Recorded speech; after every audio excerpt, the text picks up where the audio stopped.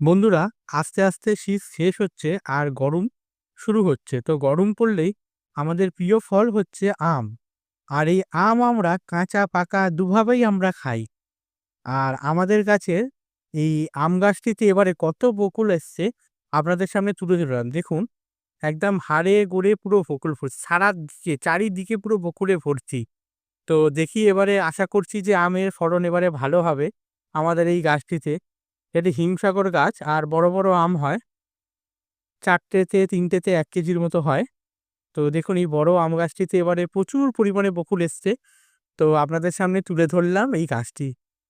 আপনাদের কাছেও কিরকম বকুল এসছে যদি আম গাছ থাকে, কমেন্টে প্লিজ জানাবেন। এখনো শীত শেষ হয়নি, কিন্তু আমি দেখতে পাচ্ছি এখানে শিয়ালদা হোলসেল মার্কেটে আম এখনো চলে এসছে। যে কাঁচা আমের আমরা আচার বা চাটনি করে খাই, সেই আম দেখছি মার্কেটে এখন চলে এসছে।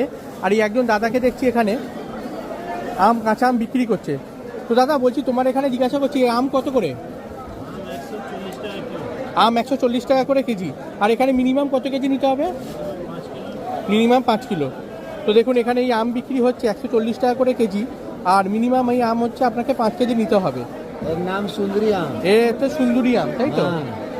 আচ্ছা, এই আম কি টক হয়, মানে আচার বা চাটনি খাওয়ার জন্য? এটা খেতে ভালো।